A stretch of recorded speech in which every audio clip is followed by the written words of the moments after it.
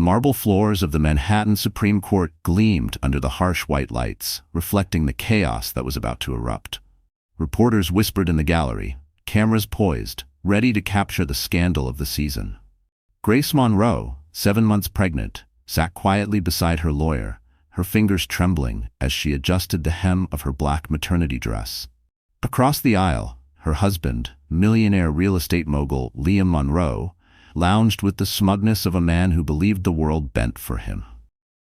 On his left sat his mother, Vivian, a silver-haired socialite with diamond earrings that flashed sharper than her words. And beside her, Sabrina Cole, the mistress whose perfectly lined lips curled in satisfaction as if she'd already won. The judge entered, commanding silence. But even the bang of the gavel couldn't drown the whispers. That's her. The pregnant wife he left for an influencer. Grace lifted her chin, refusing to meet their eyes. She had promised herself she wouldn't cry today. She had already cried enough. When Liam left, when the tabloids splashed Sabrina's face across every headline, and when Vivian told her she'd never belong in their family. The lawyer began his statement, but before he could finish, Sabrina stood up dramatically.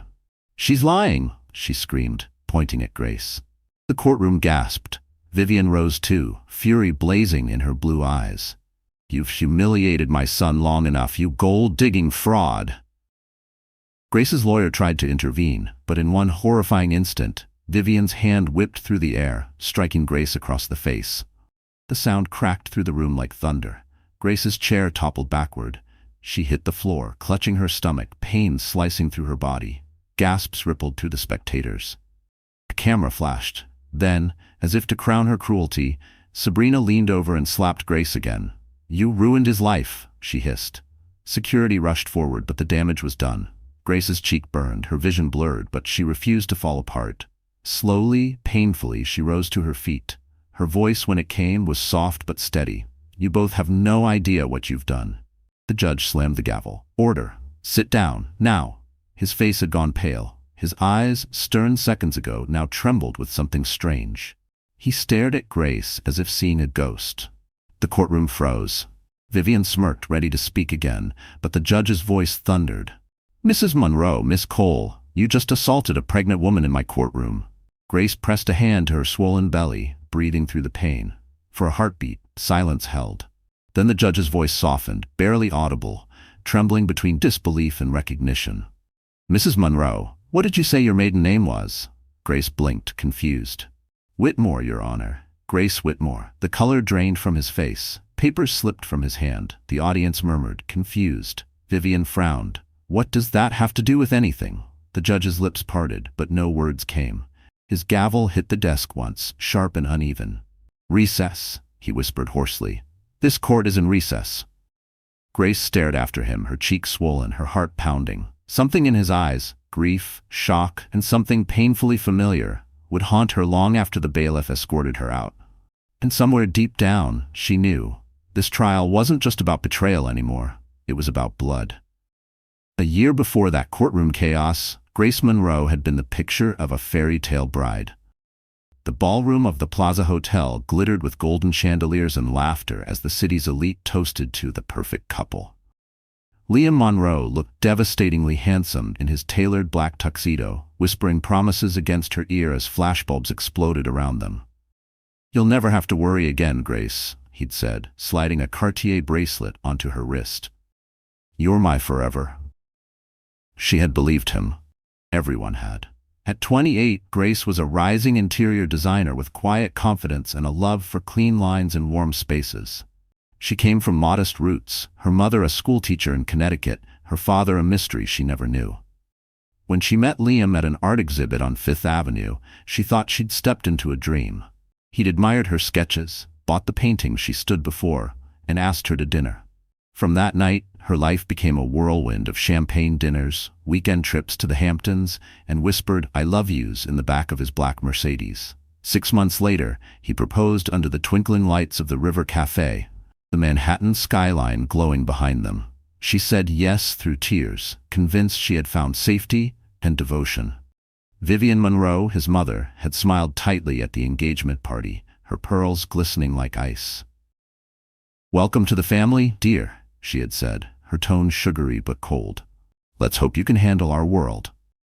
In the beginning, Grace tried. Their penthouse on Park Avenue was everything she'd once sketched in dreams. Floor-to-ceiling windows, marble counters, Mont Blanc pens scattered across his glass desk, a view of Central Park that shimmered like a promise. Yet, beneath the luxury, there was a quiet, creeping chill. Liam began coming home later. Business dinners turned into overnight meetings. Vivian's visits grew more frequent, her remarks sharper. A designer? Really? My son needs a wife who builds legacies, not living rooms. Grace laughed it off at first. She filled the empty hours with projects, soft jazz, and her growing pregnancy. When she found out she was expecting, she told Liam in the kitchen, clutching a Starbucks cup of decaf like a lifeline. His reaction had been measured, distant. "That's good news," he'd said, eyes already back on his MacBook Pro. "Just don't get too emotional. We have investors coming next week." Still, she tried. She believed that love was patient, that success made men distracted but not cruel. She decorated the nursery herself, painting clouds on the walls while Vivian criticized every choice. "You should have hired someone from Dior Home. This looks amateur." Grace smiled, brushing paint from her fingers. "It's for my baby, not a magazine." But the cracks deepened. Late-night texts appeared on Liam's phone. He claimed they were clients. Receipts from Tiffany & Co. slipped from his suit pocket, gifts she never received. He grew irritable, accusing her of spending too much, of not understanding his world. Grace began sleeping in the guest room. The bracelet he'd given her on their wedding night sat cold in its box. Then one rainy evening, she walked into his office to surprise him with dinner. The door was half open. Vivian's voice drifted out. "She's weak, Liam. You need a real partner. Sabrina would elevate your image." Grace froze. Liam's answer came like a blade. "You're right. Grace is just convenient." She left quietly that night, the city lights blurring through her tears as she walked along Fifth Avenue. And though she didn't know it yet, that single betrayal was only the beginning of a storm that would destroy everything she thought was real. The first signs of rot came disguised as politeness. Grace had moved into the Monroe penthouse with hope still glowing in her chest. But within weeks, the walls of glass and marble began to feel like a cage. Vivian visited almost every day, her perfume, Chanel No. 5, lingering long after she left, sharp and suffocating. She'd stroll through the living room, manicured fingers trailing across the marble counter. "How quaint," she'd murmur, glancing at Grace's modest vase of daisies. "You really don't understand proportion, do you? In this house we use orchids." Liam would chuckle, never defending her. "Mother's just particular," he'd say, sipping his espresso from the silver Nespresso machine she wasn't allowed to touch. "Don't take it personally, sweetheart." At first, Grace tried to fit in. She traded her old Toyota for the Mercedes. Liam insisted she drive. She learned which wine Vivian approved of, how to smile through gossip at charity luncheons, how to keep her voice soft when Liam's temper flared. But the more she adjusted, the smaller she became. When she started her second trimester, Grace suggested they take a weekend off, just the two of them. "We could go to the Hamptons," she said, hopeful. "Get away from everything." Liam didn't look up from his MacBook Pro. "Grace, I don't have time for vacations. And honestly, you need to stop acting so clingy. It's not attractive." The words stung more than he knew. She spent that night in the nursery, surrounded by unopened baby catalogs, her hand resting on her belly. The little flutters inside her were the only warmth left.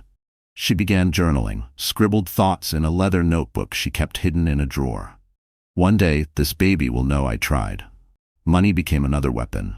Liam controlled all their accounts, claiming it was for organization.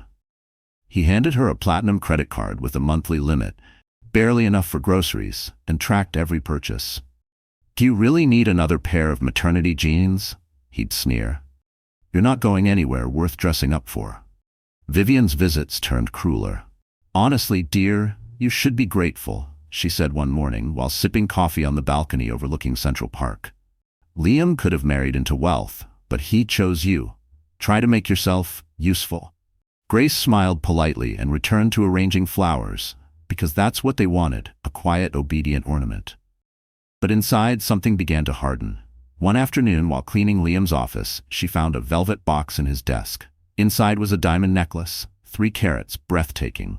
Her heart lifted for a fleeting second. But the gift tag read, "To Sabrina.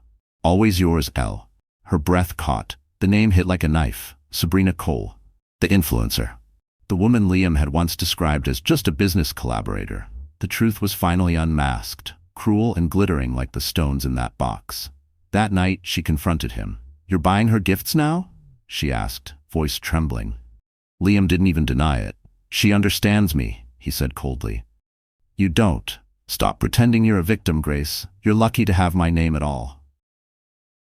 He left the apartment before she could respond, slamming the door behind him. She stood alone in the dim light, her reflection ghostly against the glass. For the first time, Grace didn't cry. She walked to her bedside table, opened her notebook, and wrote only one line. "Love built this prison. I'll be the one to burn it down." And from that night on, every tear turned into quiet, deliberate fire. It was a crisp Manhattan morning when Grace's world cracked in half. She woke to the faint hum of city traffic outside the penthouse and the soft, rhythmic kicking in her belly. For one peaceful moment, she believed it would be an ordinary day, until her phone buzzed. A notification lit up her iPhone screen, followed by another and another. Texts from friends. Then her heart froze when she saw the first photo. The Daily Post headline screamed in bold letters, "Millionaire Liam Monroe's secret romance exposed. Caught at the Ritz-Carlton with influencer Sabrina Cole." The image below captured Liam's hand at the small of Sabrina's back as they entered the hotel, champagne glasses in hand, the city lights glittering like a cruel spotlight. Grace's breath hitched. The air left her lungs in pieces. Her phone slipped from her hand, clattering onto the marble floor. She wanted to believe it was an old photo, a misunderstanding. But the timestamp was clear, last night, the same night Liam told her he was in Boston meeting investors. Her coffee grew cold on the counter as she stared at the screen. In the photo, Sabrina looked flawless in a crimson silk dress, her smile painted and triumphant. Liam looked happy, happier than he'd been with Grace in months. The comment section beneath the post was a feeding frenzy. Finally, he's with someone who matches his status. Poor wife, but come on, look at that chemistry. Sabrina always wins. Grace didn't cry, not at first. She simply stood still, numb as her heart broke in absolute silence. Then she reached for her wedding ring, twisting it until her fingers ached. "He wouldn't," she whispered, but her voice faltered before the lie could finish. By noon, paparazzi camped outside the building. Her phone wouldn't stop ringing. Vivian called, her tone icy. "You've embarrassed my son. Do you realize what this scandal will do to his reputation?" "His reputation?" Grace said, her voice shaking. "He's the one sleeping with her." Vivian's reply came like acid. "Men make mistakes. Women are supposed to forgive. Try to remember your place, dear, before you lose it." The line went dead. Grace sank to the kitchen floor, the cold tile against her knees. Tears finally came, hot and uncontrollable. She wrapped her arms around her stomach as if shielding her unborn child from the cruelty outside those walls. Hours later, Liam came home, sunglasses hiding his eyes. "You saw the article," he said flatly. "It's not what you think." "Then what is it?" she whispered. "You're holding her. You're smiling." He exhaled sharply, irritated. "It's PR. Sabrina's helping my company's image. She has millions of followers. This partnership means exposure. Stop acting dramatic." "Dramatic?" Grace's voice cracked. "I'm carrying your child." "That's not my problem right now," he snapped. "You're not the only person in my life who needs attention." The words carved through her like glass. He walked past her into the bedroom, shutting the door. Through the silence, she could hear him talking softly on the phone, his tone tender in a way it hadn't been with her in months. Grace rose, trembling, and looked at her reflection in the window. The city outside sparkled, indifferent and infinite. Her tears streaked the glass as she whispered, "If they want a show, I'll give them one they'll never forget." That night, she deleted every trace of Liam from her social media. She switched off her phone and opened the notebook she had begun weeks ago. On the first blank page, she wrote, "When they choose humiliation, I'll answer with power." And as the city slept, Grace Monroe quietly began to rise from her own ashes. The morning sun spilled through the tall windows of the Monroe estate, soft and golden, almost mocking in its warmth. Grace stood before the mirror, smoothing the fabric of her pale blue maternity dress. Her belly, round and firm, made her look radiant. She whispered to her reflection, "Today will be peaceful." It has to be. She wanted to believe that, needed to believe it. Vivian had insisted on hosting a family baby shower, and against her better judgment, Grace had agreed. Maybe, she thought, this was a chance to mend what was broken. When she arrived at the rooftop garden of the Park Avenue penthouse, she realized how foolish hope could be. The party looked more like a luxury gala than a baby shower.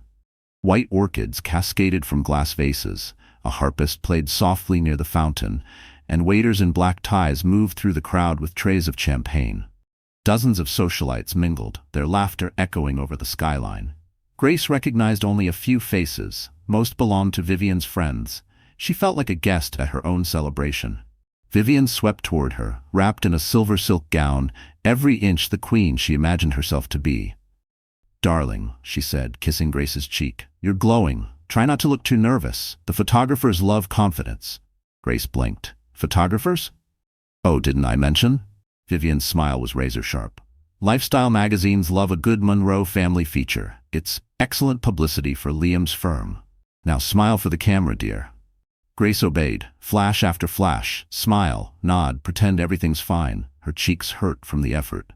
Then, through the crowd, she saw Liam, laughing. He wasn't looking at her. His hand rested lightly on the back of a woman in a crimson gown. Sabrina. For a moment, Grace couldn't breathe. The world blurred, voices melting into background noise. Sabrina looked stunning, her long dark hair cascading over her shoulders, her lips curved into a knowing smirk. She approached slowly, as if savoring every second of the spectacle. Vivian clapped her hands. "Ah, Sabrina, so glad you could make it. You're practically family." The guests exchanged curious glances. Grace stood frozen. "You invited her?" she whispered. Vivian's eyes gleamed. "It's only polite. After all, she and Liam work so closely together." Sabrina leaned in, her perfume sweet and poisonous. "Congratulations," she purred. "I brought a little something for the baby." She handed Grace a Tiffany box, tied with a silver ribbon. Inside lay a delicate bracelet engraved with 3 letters, LMC. Grace frowned. "What does that stand for?" Sabrina's smile deepened. "Liam Monroe Cole," she said softly, letting the words hang in the air. "You didn't know?" He picked it out himself. Laughter rippled through the crowd, subtle but sharp. Liam looked away, pretending to check his phone.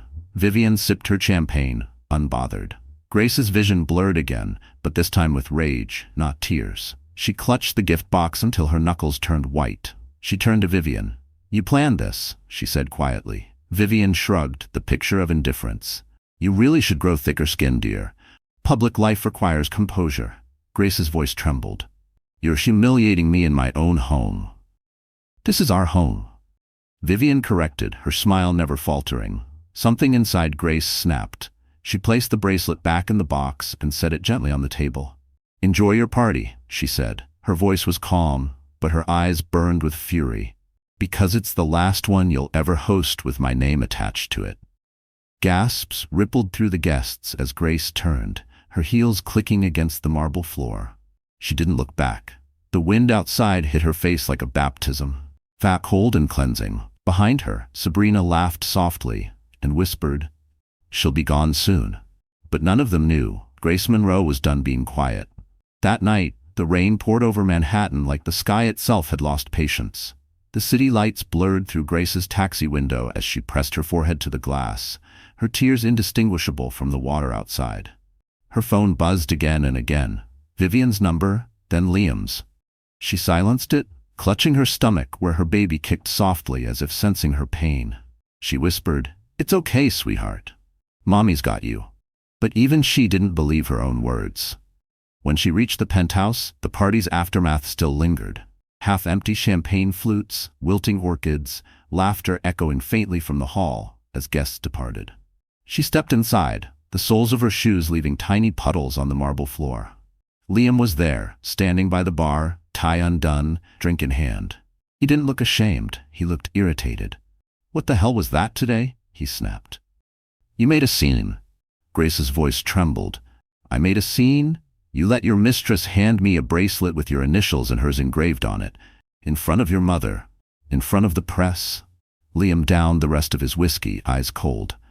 "You overreacted. That was business, Grace. Sabrina's part of our public image. You know how this works." She stared at him, disbelief washing over her. You're calling an affair a business move? He sighed, rubbing his temples like she was the problem. You've become impossible lately.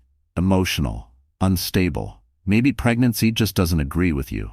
Grace felt something inside her fracture, quiet but irreversible. Unstable, she repeated softly. You humiliate me, cheat on me, and I'm unstable?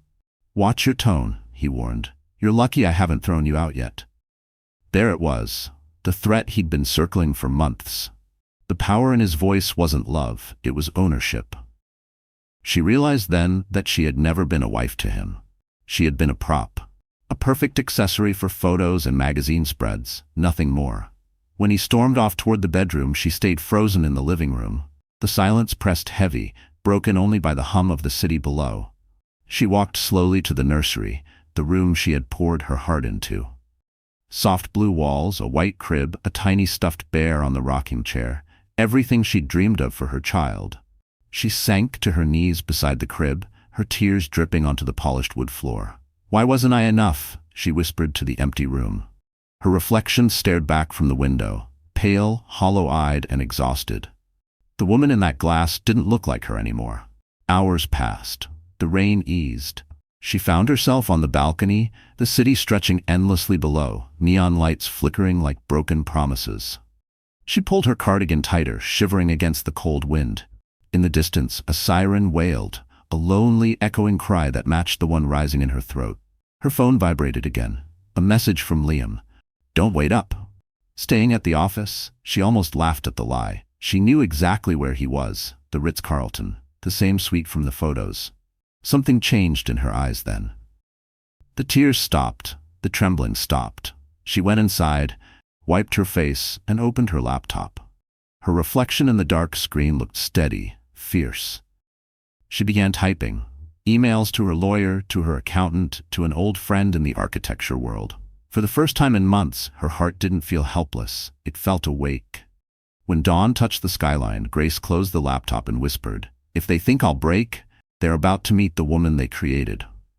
And as the first light hit Park Avenue, Grace Monroe stopped being the victim of their story and began writing her own. The next evening began like any other lonely night in the Monroe penthouse. Quiet, cold, and hollow.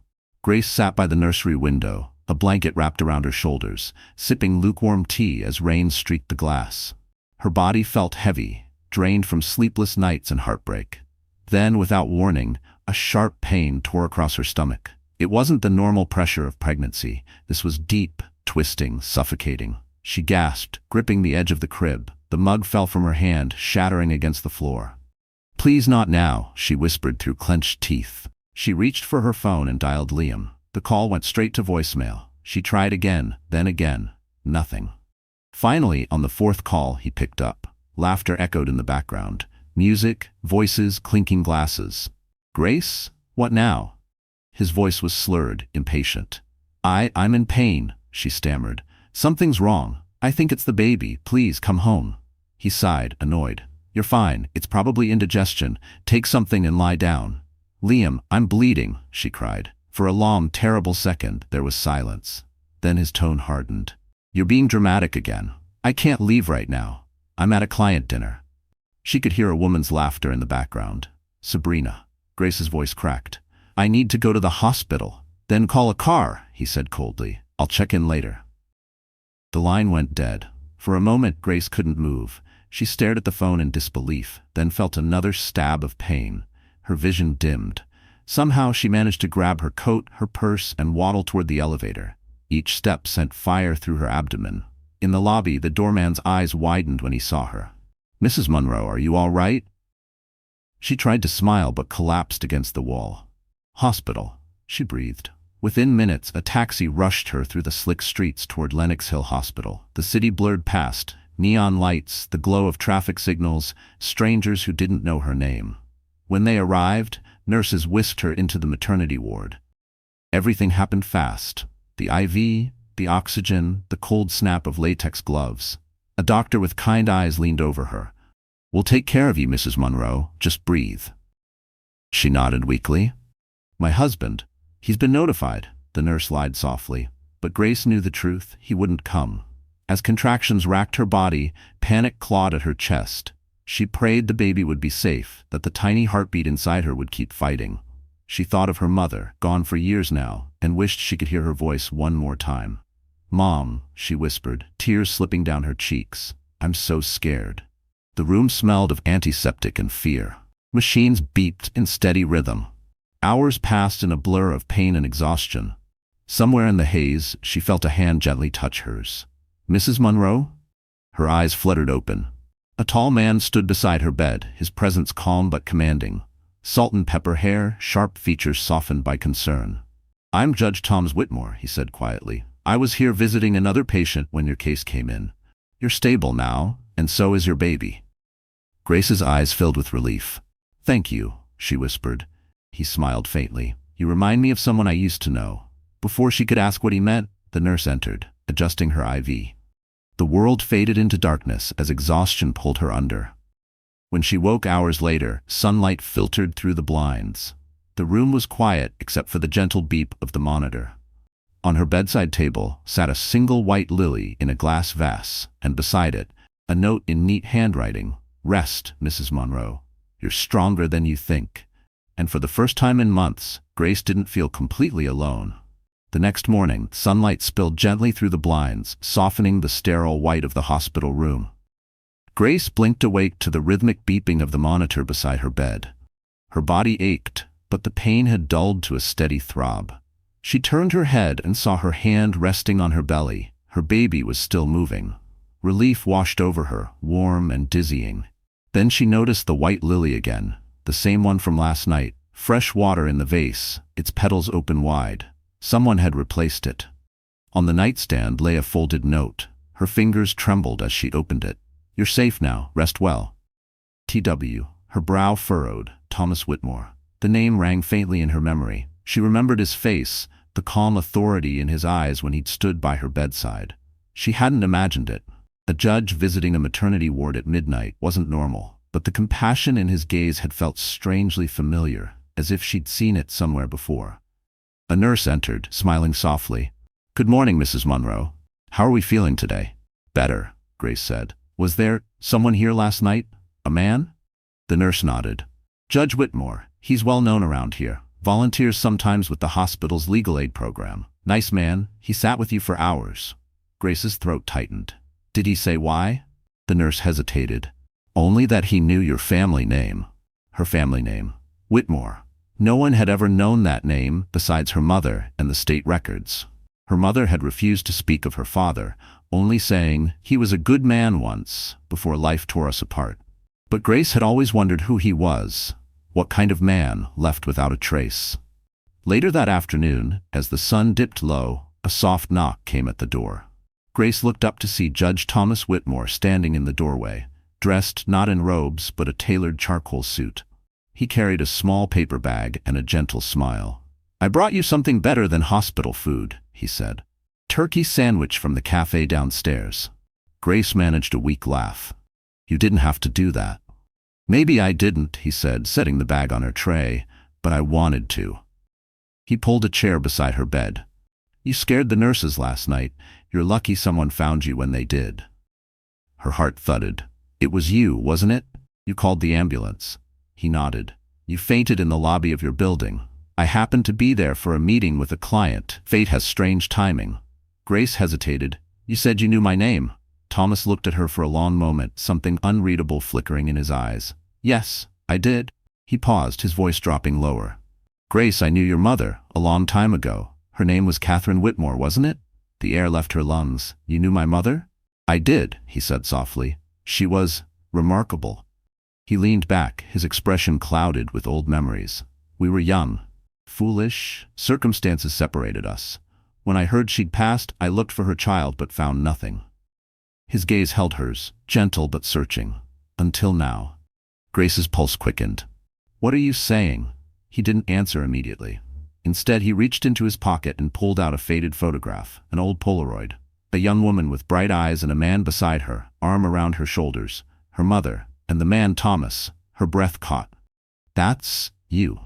He nodded slowly, voice trembling just slightly. "I think I'm your father, Grace." The world tilted. Her mind spun between disbelief and longing. She wanted to speak, but the words refused to form. Thomas leaned forward, his tone steady but full of emotion. "You don't have to believe me yet, but I'm not going anywhere this time." Tears spilled down her cheeks as she clutched the photo, and for the first time in her life, Grace Monroe realized she wasn't truly alone in the world. She had family watching over her after all. The next morning, sunlight glinted off the Park Avenue skyline, as if nothing in the world had changed. But for Grace, everything had. She sat in her hospital bed, the photo still clutched in her hands, her mother's smile frozen beside the man who had just claimed to be her father. Judge Thomas Whitmore. His words echoed in her mind like a haunting lullaby she wasn't ready to believe. "I'm your father, Grace." She wanted to trust him, but years of betrayal had taught her caution. For now, she would keep this revelation to herself, especially from Liam and his mother, Vivian Monroe. The name alone made her stomach tighten. Even from the hospital bed, Grace could almost hear her clipped, aristocratic tone, the way she turned every word into an insult wrapped in silk.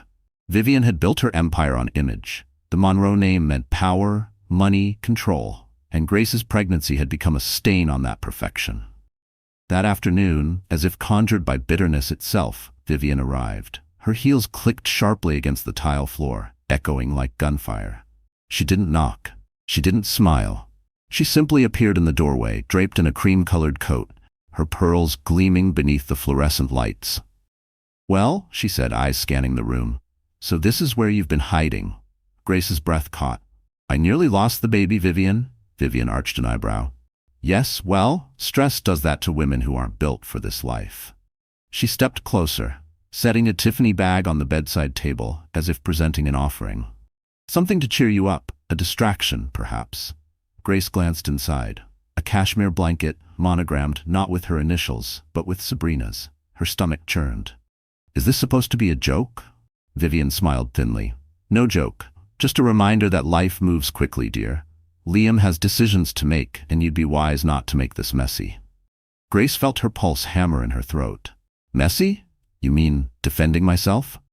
"I mean keeping quiet," Vivian said smoothly, glancing at her manicure. "You've embarrassed him enough. The press is waiting for a statement. If you care about your child's future, you'll sign the divorce papers and disappear quietly. We'll ensure you're comfortable." Grace's voice was cold now. "You mean bought?" Vivian's smile sharpened. "If that's what you want to call it." She leaned in closer, lowering her voice to a whisper. "But if you fight him, I'll destroy you. I'll make sure every door in this city closes before you can knock." Grace swallowed hard, her heart racing. "You don't scare me anymore." Vivian laughed softly, the sound brittle as glass. "Oh, darling, that's because you don't yet understand how little power you have." She turned to leave but paused at the doorway. "Oh, and do take care of that baby. It's all you have left." The door clicked shut, leaving behind the faint scent of Chanel No. 5 and a chill that seeped into Grace's bones. She stared at the Tiffany bag, her reflection faint in its glossy surface. Something inside her snapped, not in despair this time, but in defiance. Vivian's threats no longer cut, they fueled her.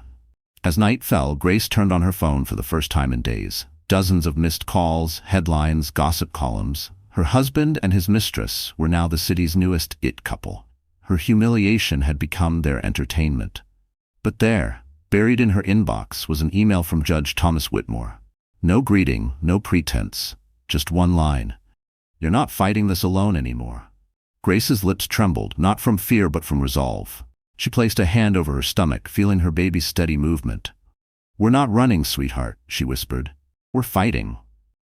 And in that sterile hospital room, Grace Monroe, broken, bruised but unyielding, made a silent promise. The next time Vivian and Liam saw her, it would be in court, and it wouldn't be her who was trembling. The city outside her window glowed like a galaxy of secrets. From the 12th floor of her hospital room, Grace watched the Manhattan skyline shimmer against the night, each light a reminder of how close she once thought she was to happiness, and how far she had fallen. The doctors had cleared her for release, but she hadn't left yet. She wasn't ready. There was nowhere she truly belonged. Not anymore.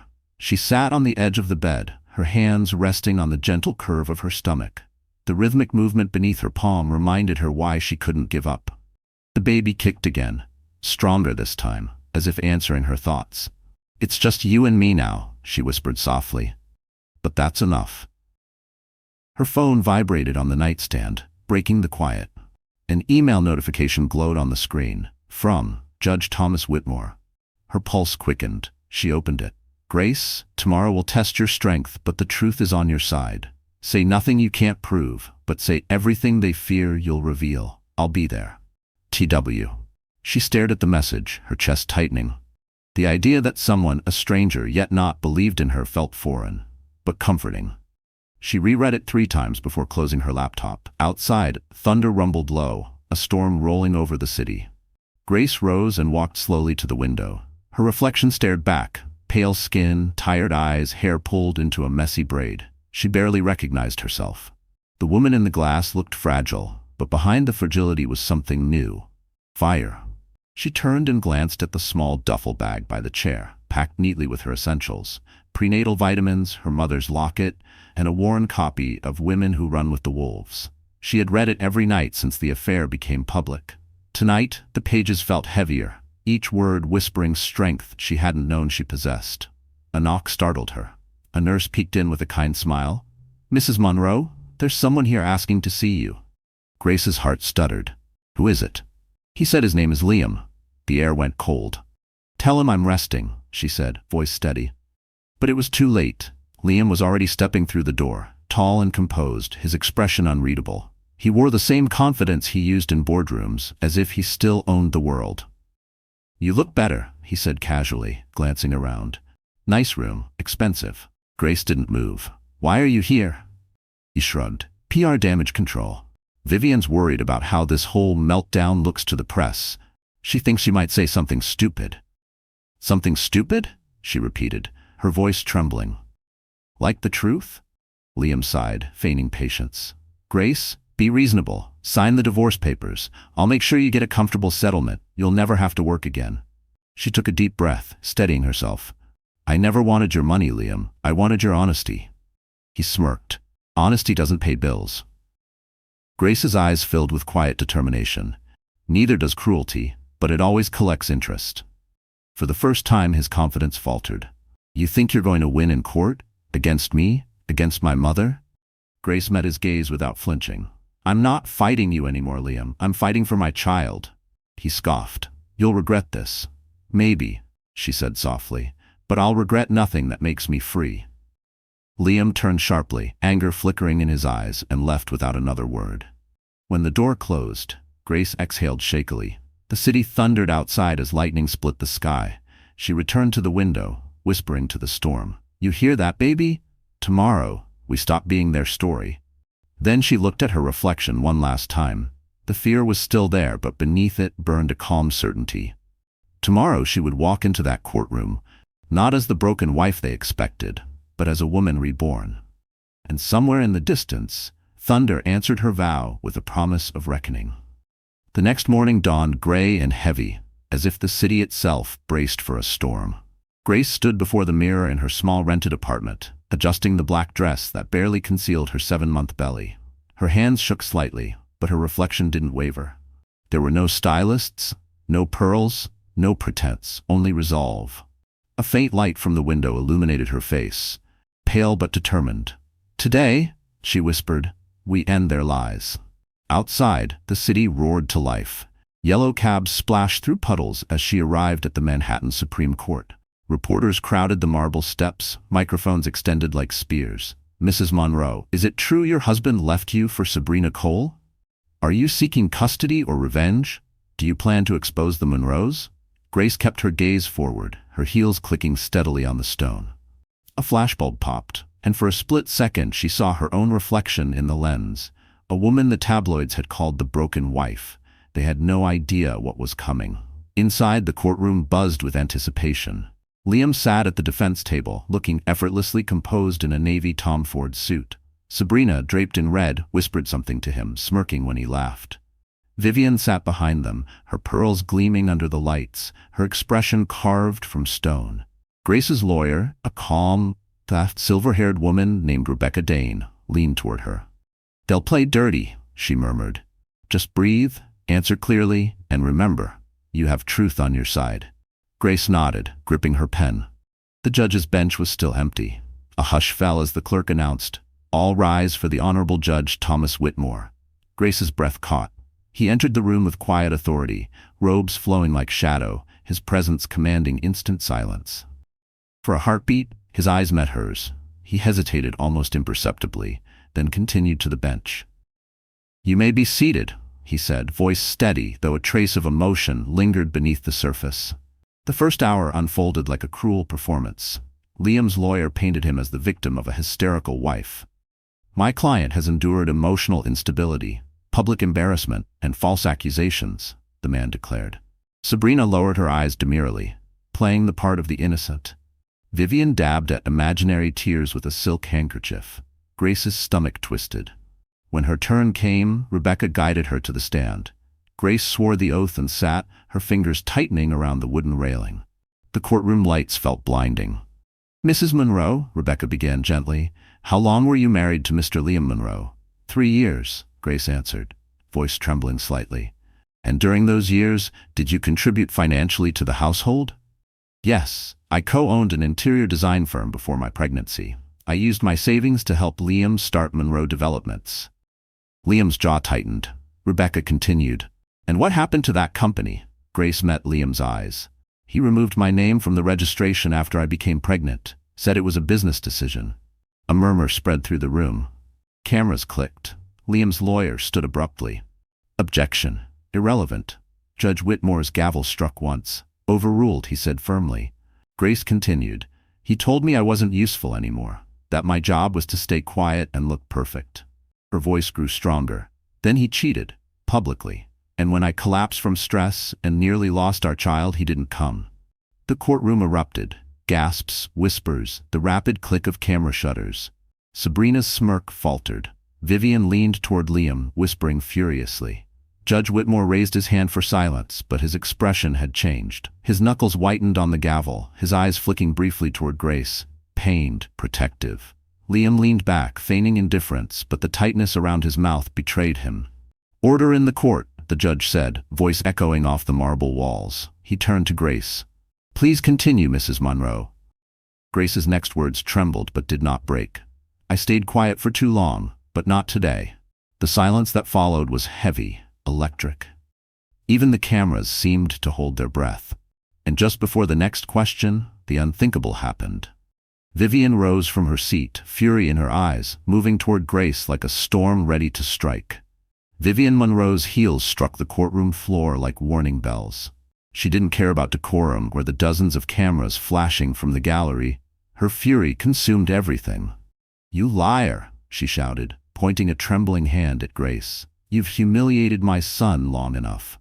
The room erupted. Reporters whispered furiously, pens scratching against notepads. Sabrina's painted lips curled into a smirk, enjoying the chaos. Grace froze, her heart pounding so violently she could barely breathe. "Mrs. Monroe," Judge Whitmore warned, "you will return to your seat or be held in contempt of court." But Vivian wasn't listening. She marched closer, every inch of her posture screaming entitlement. "This woman doesn't deserve to sit here pretending to be the victim. She used my family, my son's name, and now she's turning this court into her stage." Grace tried to speak, her voice steady though her hands trembled.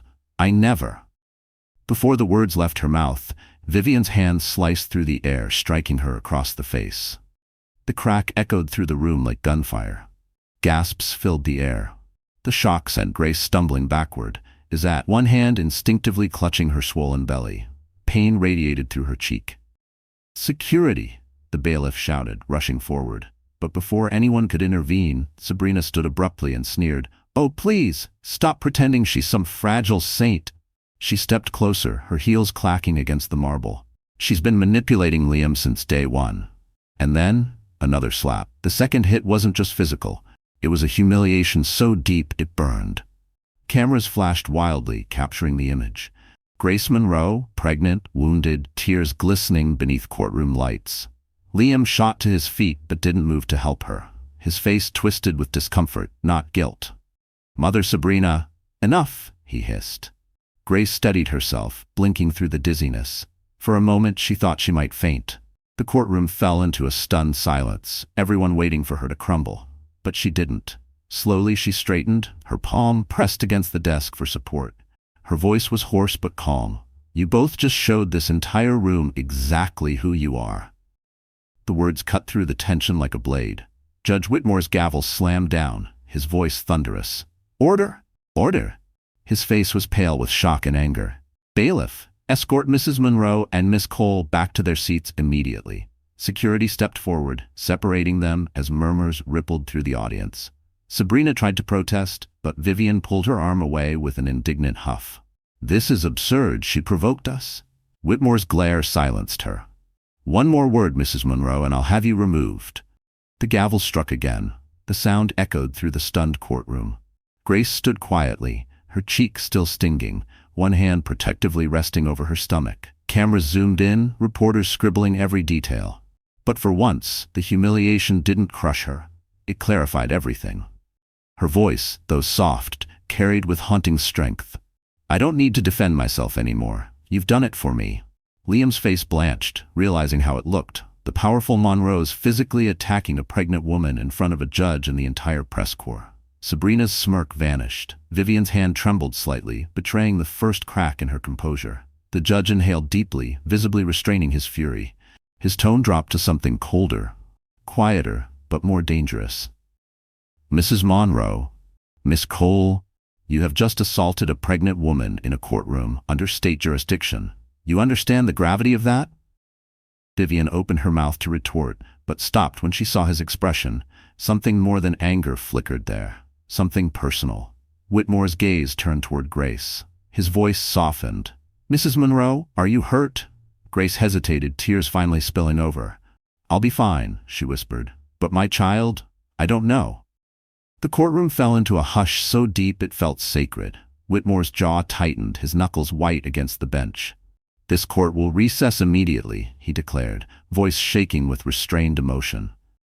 The gavel hit the desk once, hard. As officers led Vivian and Sabrina away for questioning, Whitmore's eyes followed Grace. Behind the sternness there was something raw, recognition. And in that charged silence, Grace felt it too, the strange, unspoken pull between them. Something deeper than justice, something tied by blood. The courtroom emptied slowly, a murmur of disbelief echoing off the marble walls. Reporters whispered furiously. Guards escorted Vivian and Sabrina down the hall, their faces red with indignation. Grace remained still in her seat, her cheek still throbbing, her palm resting protectively over her belly. She stared at the polished floor, tears slipping silently down her face. She had been humiliated, yes, but somehow she felt stronger than ever. Judge Thomas Whitmore remained seated at the bench long after the others had left. His gavel rested quietly on the wood, his knuckles pale. The courtroom doors closed, leaving only the faint hum of fluorescent lights. Finally, he stood. His eyes found Grace's, and the world seemed to pause. "Mrs. Monroe," he said softly, stepping down from the bench. "Please, stay a moment." Her heart fluttered in her chest. "Yes, Your Honor." When he reached her, his expression was different now. No longer the detached authority of a judge, but something deeply human, trembling at the edges. "I need to ask you a personal question," he began carefully. "Your mother, her name was Catherine Whitmore, wasn't it?" Grace blinked, startled. "Yes," she said slowly. "But how? How do you know that?" Thomas exhaled, emotion flickering behind his steady exterior. "Because I knew her, very well." He hesitated, his voice catching slightly. "She was the woman I was supposed to marry 30 years ago." The air seemed to leave the room. Grace's breath hitched, confusion and disbelief colliding. "You what?" "She disappeared," he continued, his tone distant, as if speaking to ghosts. "My father forced her away. He thought she wasn't right for our family. She was pregnant when she left. I tried to find her, but by the time I did, she was gone. The only record left was a child's birth certificate, no first name, just Whitmore." Grace's hands began to tremble. "That's impossible," she whispered. "My mother told me my father died before I was born."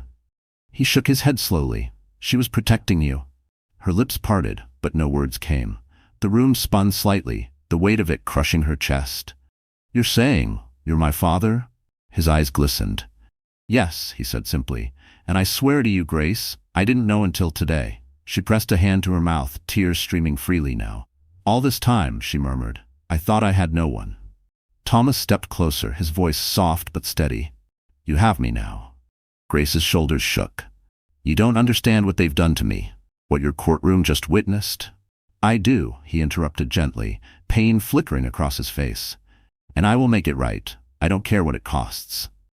For a long moment, silence hung between them, father and daughter, finally connected by truth and tragedy.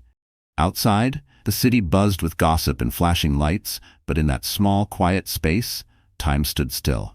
Thomas placed a trembling hand on her shoulder. "I'm stepping down from this case. It wouldn't be fair for me to preside. But I promise you, Grace, I will not let them destroy you." Grace's eyes searched his face, finding sincerity there. A love she'd never known but had always longed for. "Why now?" she whispered. "Why after all this time?" "Because fate doesn't ask for permission," he said softly. "It just gives us one last chance to do what's right." The doors opened again, and an officer peeked in. "Your Honor, the press is demanding a statement." Thomas straightened, his composure returning like armor. "Tell them the court will reconvene tomorrow," he said firmly. The officer nodded and disappeared. He turned back to Grace, his expression gentler now. "Get some rest. Tomorrow we fight this properly." Grace rose slowly. For the first time in years, she felt a strange sense of safety, of belonging. She met his eyes and whispered, "Thank you, Dad." Thomas's breath caught at the word. He blinked rapidly, a single tear slipping down before he managed a faint smile. "It's about time I heard that." And as Grace left the courtroom, the flashes of cameras outside no longer frightened her, because now she knew the truth had power, and she wasn't facing the storm alone anymore. Rain poured down in thick, relentless sheets, blurring the Manhattan skyline beyond the courthouse windows. Judge Thomas Whitmore stood alone in his office, staring out at the storm, one trembling hand gripping the edge of his desk. The world outside looked the same as it had 30 years ago. The night he lost Catherine, the night his entire life took a turn he could never undo. The past came rushing back with merciless clarity. It was 1995. He was 26, newly graduated from Columbia Law School, full of idealism and ambition. Catherine Hayes was 23, a painter with wild curls and eyes that saw color in everything. He had met her at a gallery in Soho. She'd been sketching quietly in the corner, lost in her art, and he'd been mesmerized. Within months, they were inseparable. Two souls from opposite worlds, who fit together like fate. But his father, Senator Raymond Whitmore, had other plans. "You will not throw away your future on a girl with no name, no money, and no pedigree," he'd barked one night at the family estate in Connecticut. "You are destined for power, Thomas. Do not ruin it with sentiment." Thomas had stood his ground then. "I love her," he'd said, his voice steady, "and she's carrying my child." The senator's face had turned red with fury. "Then you've already ruined the Whitmore name. Fix it." Quietly. 2 days later, Catherine vanished. She didn't take her clothes, didn't call, didn't leave a note. It was as if she had dissolved into thin air. Thomas searched for months, calling hospitals, tracking old addresses, even hiring private investigators. All they found was a brief hospital record. Whitmore, female, gave birth. No father listed. He'd gone to that hospital. He could still smell the antiseptic, hear the echo of his footsteps in the hall. A nurse had looked at him with pity. She left after the birth. She'd said, "Took the baby and never came back." The senator intervened soon after. Files disappeared, calls went unanswered, and Thomas was shipped off to Washington under the guise of a new position. His father's final warning haunted him for decades. "Forget her, or I'll destroy her." And so, he had buried that pain beneath a mountain of work. He built his career, became a respected judge, and convinced himself that love was weakness. But every time he saw a young woman with Catherine's eyes or heard laughter that carried that same light tone, his chest ached. Somewhere out there, his child was growing up, without him. Now, decades later, that same ache pulsed through him stronger than ever. Grace. The moment he'd seen her in the courtroom, something inside him had cracked open. Her voice, her defiance, even the way she tilted her head when nervous, it was Catherine all over again. He hadn't wanted to believe it at first, but when he saw her maiden name on the court documents, Whitmore, it felt like lightning had struck. He had ordered a quiet DNA test overnight, through a contact he trusted completely. The results had arrived that morning, sealed in an envelope now trembling in his hand. He opened it slowly, every breath heavy. DNA analysis, 99.98% probability of biological relation. A sound escaped his throat, a mix between a gasp and a prayer. He sank into his chair, pressing the paper to his chest, tears slipping silently down his face. After 30 years of silence, of loss, of guilt, his daughter was alive. Meanwhile, across town, Grace sat in her small apartment, the photograph he'd given her resting on the nightstand. She traced the faded edges of her mother's smile and whispered, "I think he's telling the truth, Mom." The thunder outside rolled low, like an answer. She closed her eyes and felt the baby move, a soft flutter of reassurance. For the first time, she didn't feel cursed by the past. She felt chosen by fate. Back in his office, Thomas looked out at the city again, the storm beginning to break. "I couldn't protect your mother," he whispered to the night, "but I will protect you." And as the clouds parted over Manhattan, father and daughter, bound by destiny and grief, each made the same silent vow to bring justice not only for themselves, but for the woman who had kept them apart. The next morning, the air inside the courthouse felt electric. Rain had washed the city clean overnight, leaving the marble steps gleaming under a thin veil of sunlight. Reporters gathered like vultures, their cameras waiting for the next chapter of scandal to unfold. Inside, the tension was thick enough to touch. Grace sat at the plaintiff's table, her hands folded tightly in her lap. Her father, Judge Thomas Whitmore, stood near the bench, his expression calm but unreadable. He had already made his announcement earlier that morning. He was recusing himself from the case. The decision had sent a ripple of confusion through the courtroom, but it was the right thing to do. No one yet knew the truth behind his withdrawal. Not the press, not the Monroes, not even Grace's lawyer. But Grace understood. He couldn't preside over his own daughter's fight. Another judge had been appointed temporarily, a woman named Eleanor Cruz, sharp, composed, and known for her intolerance of deceit. As she entered, the murmurs ceased. "Let's begin," she said firmly. "I expect order. Any further misconduct and you'll be removed." Liam and Vivian sat opposite Grace, both trying to look composed. Vivian wore a cream suit and pearls, her signature armor. Liam, in his charcoal-tailored jacket, leaned back with practiced arrogance. Beside them, Sabrina whispered something smug under her breath, her crimson lips curving into a smirk. Rebecca Dane, Grace's lawyer, rose. "Your Honor, new evidence has been submitted overnight. Bank records, asset transfers, and communication logs, all showing Mr. Monroe's deliberate concealment of marital property." The judge's eyebrows lifted. "Proceed." Rebecca began clicking through slides on a screen, emails, bank statements, signed documents. As you can see, these transfers were made from the Monroe's joint account into a series of shell companies, all registered under Sabrina Cole's name. The gallery gasped. Sabrina's smirk vanished. Liam's face darkened, jaw tightening. "This is ridiculous," he muttered. Rebecca didn't flinch. "The trail is clear, Mr. Monroe. You moved over $2 million into accounts that your wife was legally entitled to share. You hid the money, then used it to fund your lifestyle with your mistress." Liam shot to his feet. "That's a lie." Vivian grabbed his arm. "Sit down." Her voice was low, sharp as glass. The judge raised a hand. "Mr. Monroe, sit, or I'll have you escorted out."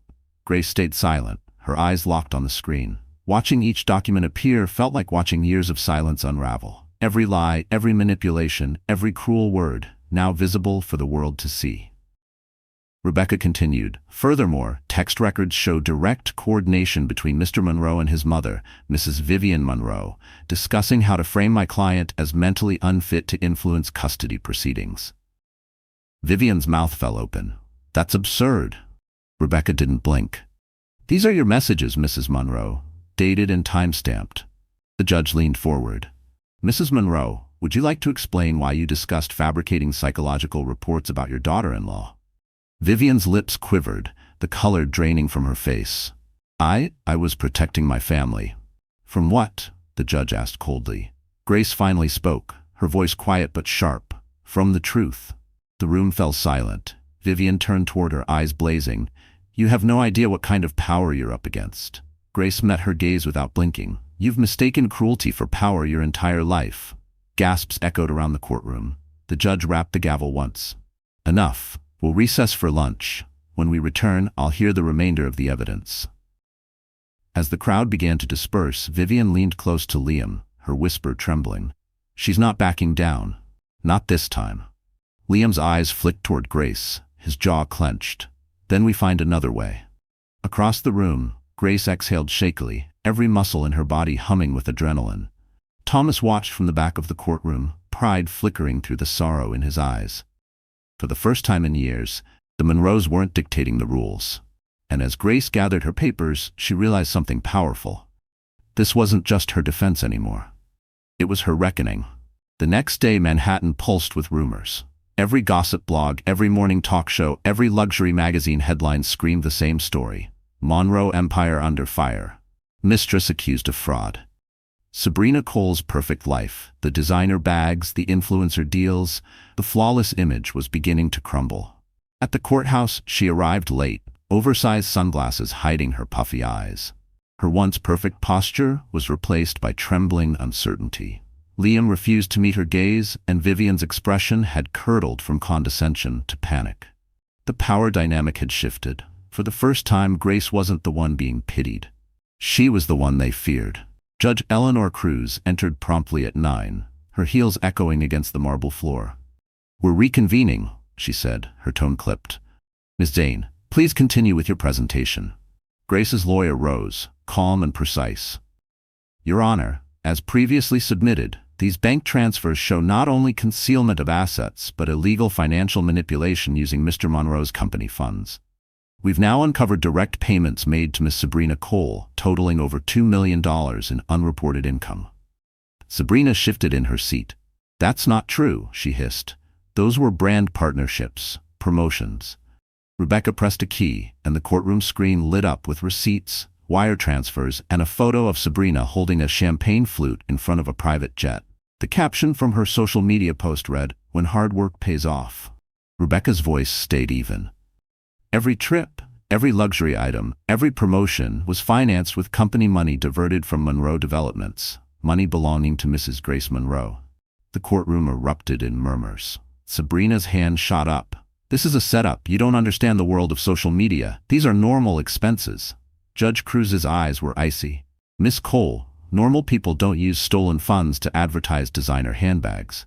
Liam's face went pale. "Wait, stolen?" Rebecca didn't hesitate. "That's correct, and since the accounts were jointly operated under your signature, Mr. Monroe, you're equally liable." Vivian inhaled sharply, the sound audible even across the room. "This is ridiculous. My son would never." The judge cut her off. "Mrs. Monroe, one more interruption, and I'll clear the courtroom." Grace sat motionless, watching the empire that had destroyed her unravel piece by piece. She didn't smile. She didn't gloat. She simply breathed, steady and deliberate. Rebecca continued. "Your Honor, we've also obtained communication records between Miss Cole and Mrs. Vivian Monroe. They reveal that Miss Cole received monthly payments, labeled as consulting fees, which were, in truth, bribes to maintain her silence regarding financial mismanagement inside the Monroe family trust." Vivian's composure shattered. "That's a lie," she shouted, slamming her manicured hand on the table. Rebecca turned a page of her binder.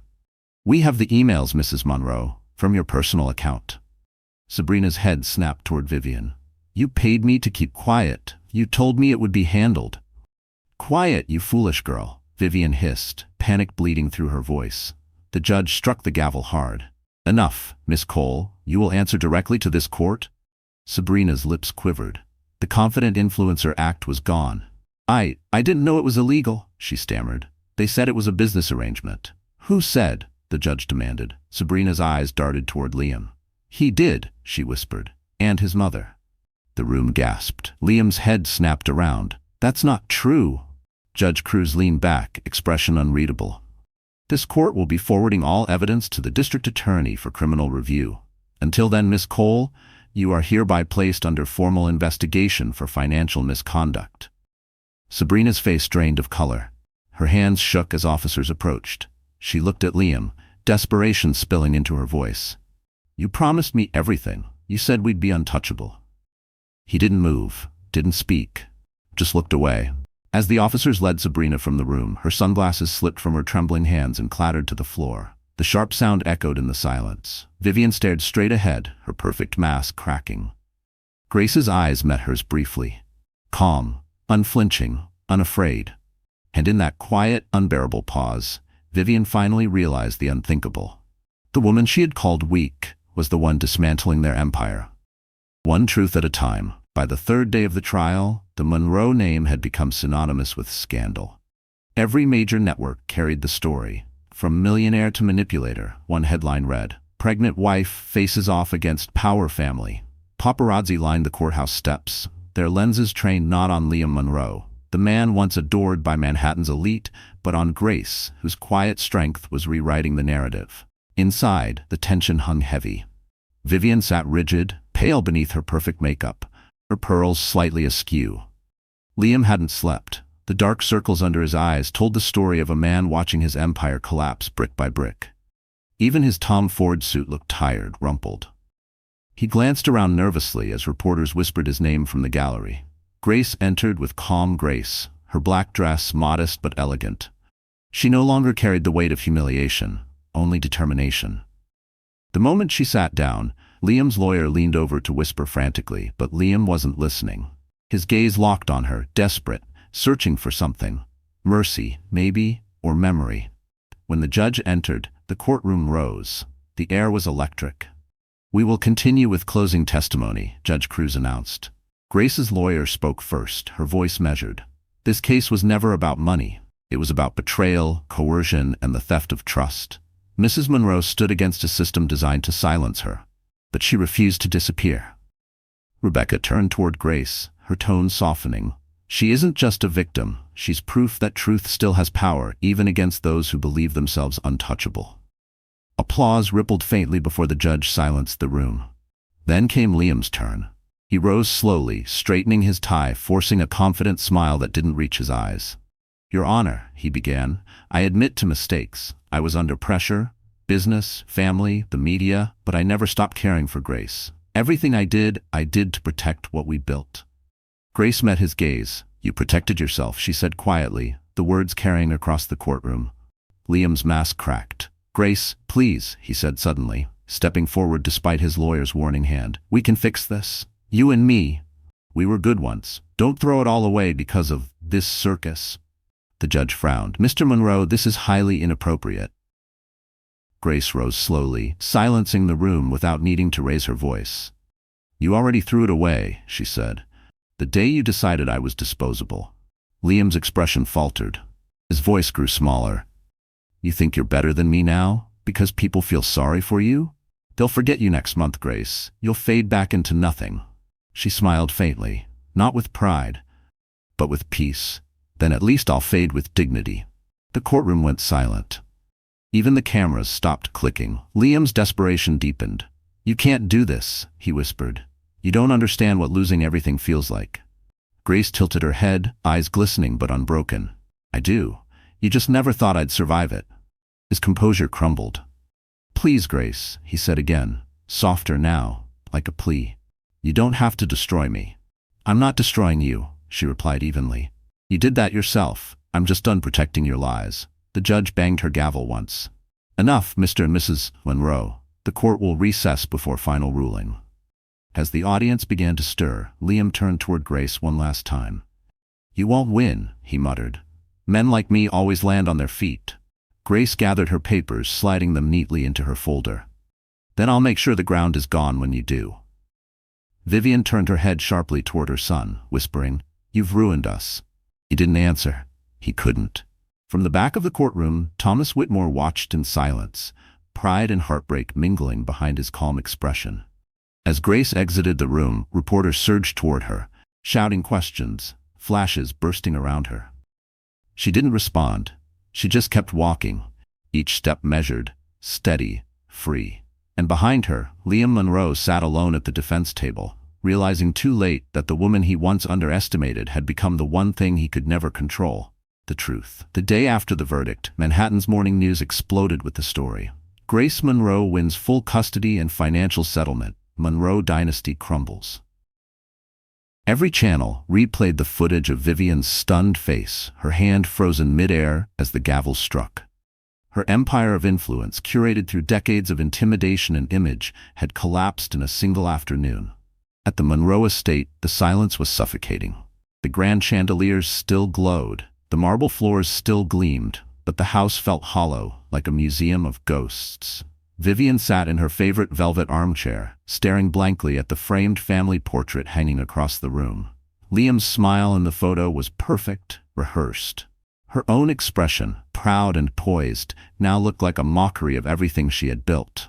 On the coffee table, today's newspaper lay open. Her name was splashed across the front page. Socialite Vivian Monroe under investigation for fraud and witness tampering. Below it was a smaller headline. Exclusive, leaked emails reveal Monroe family's role in corporate embezzlement scheme. Her hands trembled as she reached for her coffee. It had gone cold hours ago. The once unshakable matriarch of the Monroe family now looked small, fragile even, her carefully maintained facade cracking under the weight of disgrace. The doorbell rang sharply. The sound echoed through the empty halls. She didn't move. A second chime followed, louder this time. Finally she rose, adjusting her silk robe with trembling fingers. 2 federal agents stood on the front step, badges gleaming. "Mrs. Vivian Monroe?" one asked. She tried to muster her old authority, but her voice quivered. "What is this about?" "Federal investigation into financial misconduct," the agent replied. "We have a warrant to search the premises." Her heart pounded. "You can't just—" The agent handed her the document. "We can, ma'am, and we will." She stepped aside mechanically as they entered, her world unraveling around her. The sound of drawers opening, papers shuffling, radios crackling, it was the sound of her empire collapsing. From the doorway, Liam appeared, disheveled and defeated. "They're serious, Mother. The trust accounts, the offshores, everything's under review." Vivian shot him a glare sharp enough to wound. "You fool," she hissed. "You brought her into this. You married weakness, and now you've doomed us all." Liam rubbed his temples. "You were the one who told me to control her." "I told you to manage her, not lose everything to her." Vivian's voice cracked, high and shrill. "Do you have any idea what they're saying about me?" "About us?" He looked at her, hollow-eyed. "They're saying the truth." Her hand trembled as she pointed toward him. "You ungrateful." "Enough," he said, his voice suddenly steady. "You built this house on lies, Mother. Don't act surprised it finally caved in." The agents entered the room again. "Mrs. Monroe, we'll need to take you in for questioning." Her knees nearly buckled. "You can't arrest me. Do you know who I am?" "Yes, ma'am," the lead agent said flatly. "That's exactly why we're here." Liam stood by silently as they read her rights. Her pearls glinted in the morning light, symbols of a power that no longer existed. For a brief moment she looked at her son, searching his face for the loyalty she demanded his entire life. But all she found was emptiness. As they let her out, flashbulbs erupted from the gates outside. The same reporters she had once courted now shouted her name like a curse. "Vivian, any comment on the fraud charges? Did you manipulate court evidence?" She kept her chin high, refusing to answer, though her eyes betrayed the panic beneath. In the distance, parked across the street, Grace watched from her car. She didn't smile. There was no satisfaction in it, only quiet closure. She whispered, "Let it end." Inside the limousine, Thomas Whitmore sat beside her, his voice low. "It has, Grace. You took back everything they stole." Grace nodded, her eyes glistening. "No, Dad, I took back who I was." And as Vivian Monroe disappeared behind the courthouse doors, the dynasty she'd built on arrogance and cruelty vanished with her, leaving only the woman she once crushed standing tall in her place. It was a quiet morning at Mount Sinai Hospital, the kind of stillness that feels sacred. Sunlight poured gently through the blinds, catching the edges of the white sheets where Grace Monroe lay holding her newborn son. The world outside continued its endless noise. Cars, headlines, gossip, but inside this room, time had slowed to something soft and pure. Her baby's breathing was steady, his tiny chest rising and falling against hers. She traced her finger along his cheek, marveling at how fragile and perfect he was. "You're safe now," she whispered. "You'll never have to live in the shadow of their cruelty." A soft knock came at the door. It opened slowly, revealing Judge Thomas Whitmore, no longer in his black robe but in a simple gray sweater and slacks. His face carried exhaustion, but his eyes glowed with something deeper, peace. He hesitated for a moment before stepping in, as if afraid to disturb the sacred quiet. "May I?" he asked gently. Grace smiled faintly. You don't have to ask. He approached the bed, his hands trembling slightly as he looked down at the baby. He looks like you, Thomas murmured, awe in his voice. And your mother. She would have loved him. Grace's eyes filled with tears. I wish she could have met you again, she said softly. She always said love never dies, it just changes form. I guess she was right. Thomas's throat tightened. He sat beside her, reaching out to touch the baby's tiny hand.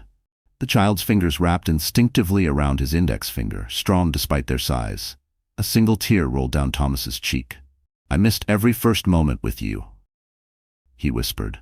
I'll spend the rest of my life making up for it. Grace smiled through her tears. You already have. They sat in silence for a while, the sound of the baby's soft coos filling the air. Thomas finally broke the stillness. I read the court's ruling this morning, he said. Full custody, restitution, and public apology ordered. Vivian's assets are frozen pending investigation. Liam's been stripped of company ownership. Grace nodded slowly. It's strange, she admitted. I thought winning would feel like revenge, but all I feel is free.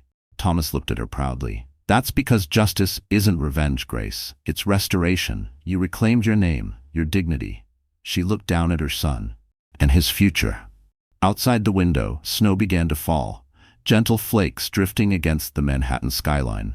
The city looked softer somehow, quieter, as if finally exhaling after months of chaos.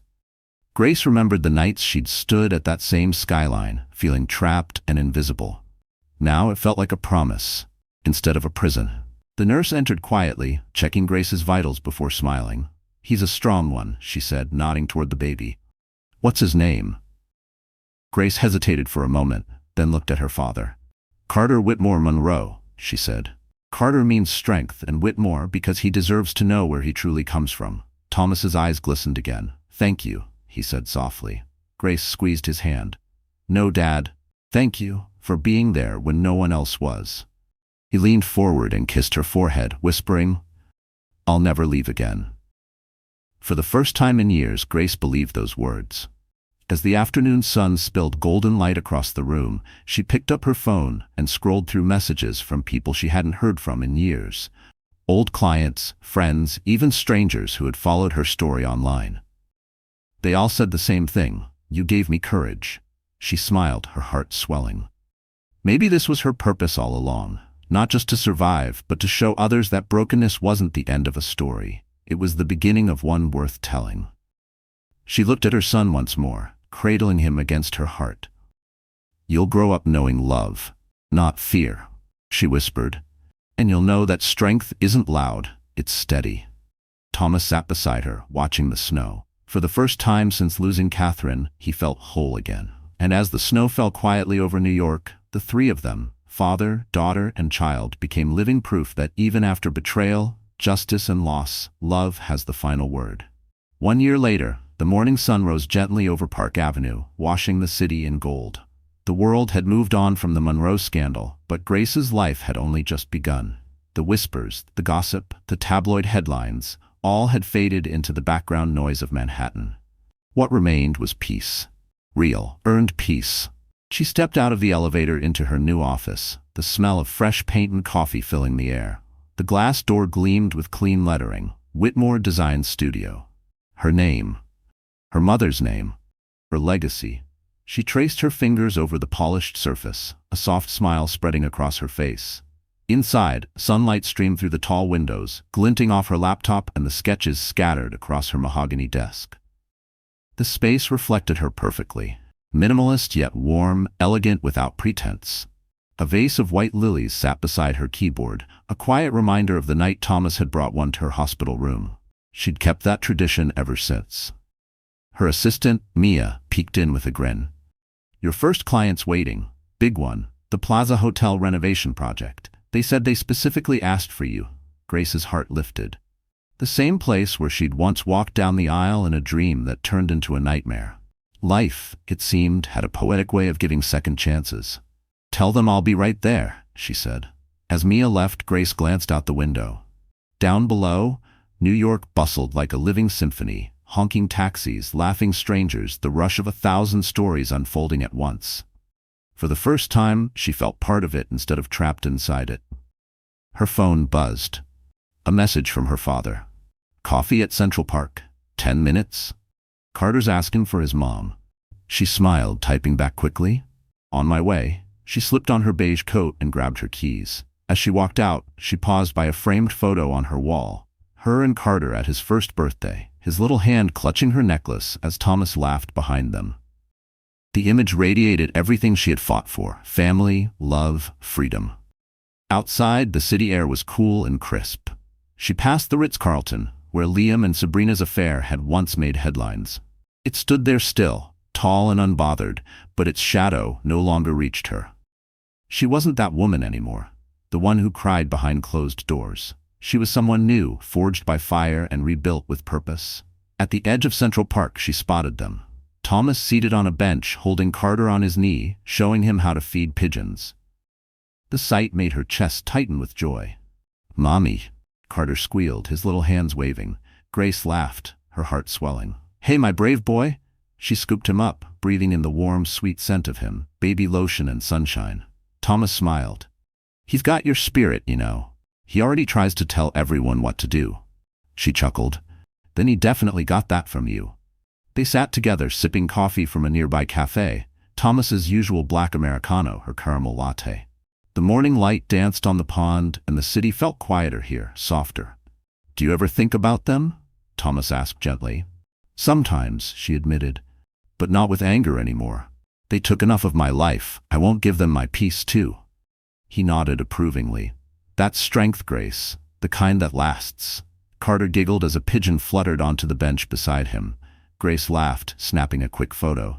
"You know," she said, looking at her father, "if someone told me 2 years ago that I'd be here, free, happy, running my own firm, I would have thought they were crazy." Thomas's eyes softened. "Sometimes the storms we think will drown us are the ones that wash us clean." Grace smiled, letting the words settle in her heart.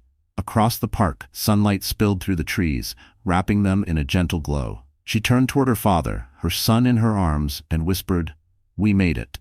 Thomas nodded, eyes glistening. "Yes, sweetheart. You did." And as the wind brushed through the golden leaves of Central Park, Grace Monroe, no longer the broken wife, no longer the victim, walked forward into her new life, knowing that the woman she had become was stronger than anything that had tried to break her. So that's how the story ends. If you're still here right now, listening until this very moment, it probably means something in Grace's journey touched your heart in a quiet way. Maybe it reminded you of the nights you stayed strong when no one saw, or the times you rebuilt yourself when life tried to tear you apart. Grace's story isn't just about betrayal or revenge, it's about rebirth. It's proof that peace doesn't come from fighting others, but from mastering yourself. The Stoic philosopher Marcus Aurelius once wrote, "You have power over your mind, not outside events. Realize this, and you will find strength." And that's exactly what Grace did. She chose not to be defined by pain, but to transform it into purpose. So maybe tonight, take a deep breath. Whatever storm you're facing, remember, it's not there to destroy you, it's there to show you who you truly are.